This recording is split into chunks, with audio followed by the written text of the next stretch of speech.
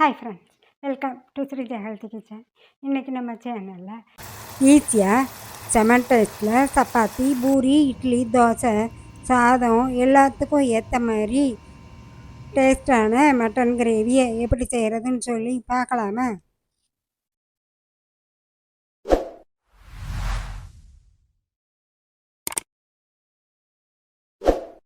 இந்த mutton gravy பண்ணுறதுக்கு தேவையான மசாலா பொருட்கள்: 2 மிளகாய் வத்தல், 2 பச்சை மிளகாய், 1 இன்ச் அளவுக்கு இஞ்சி, ஒரு 5 பூண்டு இதழ், 1 டீஸ்பூன் சீரகம், அரை டீஸ்பூன் மிளகு எடுத்துக்கோங்க.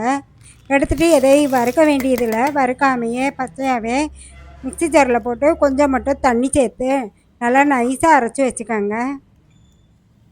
இப்போது ஒரு குக்கரில் 50 மில்லி அளவுக்கு நல்லெண்ணெய் ஊற்றி ஹீட் பண்ணிக்கோங்க. ஹீட் ஆனதும் 1 இன்ச் அளவுக்கு பட்டை, 2 ஏலக்காய், 2 அன்னாச்சி புதி இதழ், 2 கிராம்பு போட்டு பொரிய விடுங்க. பொரிஞ்சதும் ஒரு பெரிய வெங்காயத்தை கட் பண்ணி அதை இணைய சேர்த்துக்கோங்க. சேர்த்துட்டு ஒரு 2 நிமிஷம் வதக்கினா போதும்.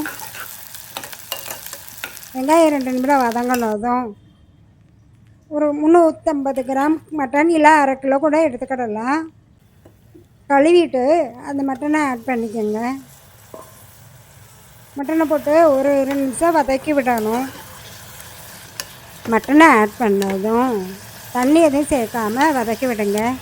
அடுத்து ஒரு 1/4 டீஸ்பூன் மஞ்சள்தூள், 1 டீஸ்பூன் காஷ்மீரி மிளகாய் தூள், உப்பு தேவையான அளவு போட்டுக்கோங்க. நம்ம மசாலாலேயே மிளகாத்தூளும் பச்சை மிளகாயும் சேர்த்துருக்கோம். அதனால காஷ்மீரி மிளகாய் தூள் இதில் போட்டிருக்கு. மிளகாய்த்தூள் போடணும் அப்படின்னு நினச்சிங்கன்னா அரை டீஸ்பூன் போடுங்க, சரியாக வரும். இப்போ மட்டனோட தண்ணி எதுவுமே சேர்க்க வேண்டியதில்லை. தண்ணி சேர்க்காமையே மட்டன் வேக ஆரம்பித்ததும் அதிலேருந்து தண்ணி வெளியே வர ஆரம்பிக்கும். அந்த தண்ணியிலையே வதக்கி விடுங்க. இப்போது நம்ம அரைச்சி வச்சுருக்கிற மசாலாவையும் ஆட் பண்ணிக்கோங்க. ஆட் பண்ணிவிட்டு திருப்பி ஒரு 10 நிமிடம் வரைக்கும் இந்த மாதிரி வதக்கி விடணும். இந்த மாதிரி வதக்கணும்னா மட்டன் டேஸ்ட், அதாவது மட்டன் கிரேவி டேஸ்ட் நல்லாயிருக்கும். கொஞ்சம் தண்ணி வெட்டி லைட்டாக எண்ணெய் பட்டு வர ஆரம்பிக்கும் மட்டன்லேருந்து. அந்த மாதிரி வரும்போது 1 கப் அளவுக்கு மட்டும் தண்ணி சேர்த்துக்கோங்க, சரியாக வரும். கிரேவி மாதிரி வைக்கிறதுனால ரொம்ப தண்ணி சேர்க்க வேணாம். வச்சதும் அடுத்து குக்கரை மூடி வச்சு வைங்க. குக்கர்லேருந்து ஒரு விசில் வந்ததும் ஒரு 15 நிமிடம் வரைக்கும் சிம்மில் வச்சுட்டிங்கன்னா மட்டன் நல்லா குக் ஆகிடும். ஸ்டீம்லாம் போன பிறகு குக்கரை ஓப்பன் பண்ணி பார்த்தோம்னா மட்டன் கிரேவி ஓரளவுக்கு ரெடியாக இருக்கும். பார்த்தாலே நல்லா ரெட்டிஷாக அழகாக இருக்க மாதிரி இருக்கும். ஆனால் கொஞ்சம் தண்ணி பதமாக இருக்கும். அடுப்பில் வச்சு நம்மளுக்கு எந்த மாதிரி வேணுமோ, குழம்பு மாதிரி வேணும்னா லைட்டாக வற்ற வச்சுக்கோங்க. கிரேவி மாதிரி வேணும்னா இன்னும் கொஞ்சம் ஒரு 10 நிமிடம் சேர்த்து வச்சிங்கன்னா கிரேவி பதத்தில் கிடைக்கும்.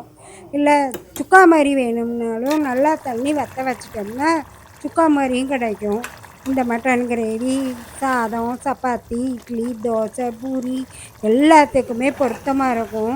டேஸ்ட்டுமே அவ்வளவு டேஸ்ட்டாக இருக்கும். வைக்கிறது ரொம்ப ஈஸி. இந்த மட்டன் கிரேவியை நீங்களும் வீட்டில் வச்சு பாருங்கள். எப்படி இருந்ததுன்னு சொல்லி கமெண்ட்ஸ் பண்ணுங்கள். வீடியோ பிடிச்சிருந்ததுன்னா மறக்காமல் சப்ஸ்கிரைப் பண்ணுங்கள். பக்கத்தில் இருக்கிற பெல் ஐக்கானையும் கிளிக் பண்ணிக்கோங்க. தேங்க்யூ.